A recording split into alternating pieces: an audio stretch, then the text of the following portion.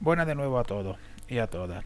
Hoy vamos a dar una breve descripción y repaso de la marca que se utiliza para definir tablas en lenguaje HTML5, XHTML y HTML4. Como siempre, os vamos a remitir a un manual, el manual que seguimos en clase o uno de los que hemos visto en clase. Acordaros, plantilla de estilo, manual de usuario. Os vais a la página 49, a la sección 3.12, donde aparecen tablas. Ya hemos hecho tablas de diferentes formas, así que voy a dar un breve repaso. Recordaros, la etiqueta principal, que debe incluir todos los elementos de la tabla, es table en inglés, y hay que definirle un borde. Como aquí os indica, border es el atributo en este caso, porque estamos trabajando desde HTML5, que indica el grosor de la tabla. Esto en CSS ya lo hemos visto en algunos ejemplos básicos. En CSS con hoja de estilo interna, con style, pues se puede colocar mediante una propiedad. Bien, como indica aquí, el atributo anchura, width, no se recomienda utilizar, pero en muchos casos también. Para redimensionar la tabla se define una altura y una anchura. Lo importante, vuelvo a decir, toda tabla hecha en lenguaje HTML tiene la etiqueta table y luego viene definida por filas, y las filas incluyen celdas. El concepto de columna no se utiliza. Es decir, por ejemplo, aquí tenemos una tabla que tiene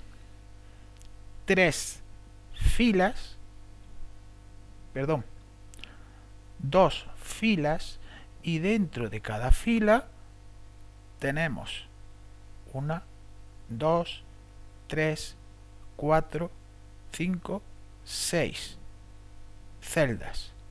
En la segunda fila 1, 2, 3, 4, 5 y 6. ¿De acuerdo? Aquí vemos que hay una tercera fila. Por eso anteriormente me había equivocado. Entonces vemos que tenemos una tercera fila donde aparece cada una de las celdas. ¿De acuerdo? Atributos que se utilizan en la etiqueta table: el borde, el cell padding y el cell spacing. El cell padding se utiliza para indicar el espacio entre celdas y el espacio en píxeles entre el borde de la celda y el contenido. Os recuerdo que cada celda se puede considerar como algo que es totalmente autónomo, en el concepto que se le pueden aplicar los mismos atributos de formato que hemos visto anteriormente. Y cells spacing es la distancia existente entre celdas. Luego vemos el atributo anchura de la tabla y un atributo que se utiliza poco, pero que algunas veces os lo podéis encontrar, que es rules, donde aparecen aquí los bordes horizontales, si hay bordes verticales o se aplica a todos los bordes. ¿Qué es lo que ocurre? Que normalmente esto es más fácil trabajarlo con la CSS.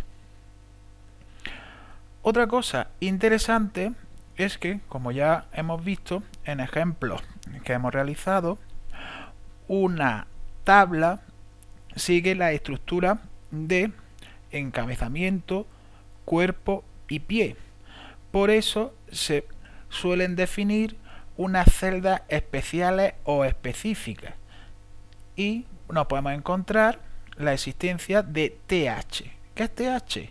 Es una celda cabecera que tiene, por ejemplo, un formato de énfasis, stroke o negrita por defecto.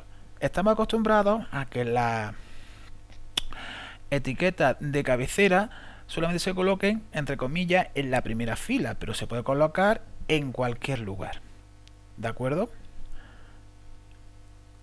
Otra cosa, que es muy habitual cuando trabajamos con procesadores de texto. Encontrar un identificador, un índice de tabla. Por eso existe una etiqueta específica que se llama caption. ¿Qué es lo que hace caption? Poner un título vinculado a la tabla. Por eso siempre se coloca dentro de la etiqueta de tabla. Recordar, aunque se ve por encima, entre comillas, de el contenido, esto se encuentra dentro de la etiqueta table. ¿De acuerdo? ¿Y a qué equivale? A cuando vemos, por ejemplo, un libro o hacemos un tema con un libro, un tema con un procesador de texto, ya sea Word o Writer, pues aparece un índice, por ejemplo, de gráfico, gráfico 1, gráfico 2, gráfico 3, ilustración 1, ilustración 3, o ponemos identificadores más específicos que no sean solamente numéricos a esos gráficos o a esas ilustraciones. Y lo último que yo quería decir, que es lo que me he adelantado anteriormente, es que también, como hemos dicho, existe una agrupación de los elementos de la tabla. Dentro de una tabla existe unos elementos que son la cabecera, el pie y el cuerpo. Por eso es habitual que lo agrupemos. Y nos podemos encontrar the foot, the head y the body. Y ya que esto lo hemos trabajado, y hay que tener un poquito de cuidado, el concepto de cool span y row span. Expandir columna y expandir fila. Esto lo que nos permite es crear tablas que no son simétricas. Y como es lógico, y ya cuando terminamos, como una celda se considera como un espacio, un cachito de texto, un cachito donde yo puedo colocar información, dentro de una celda yo puedo invocar o crear a su vez otra tabla. Y con esto termino.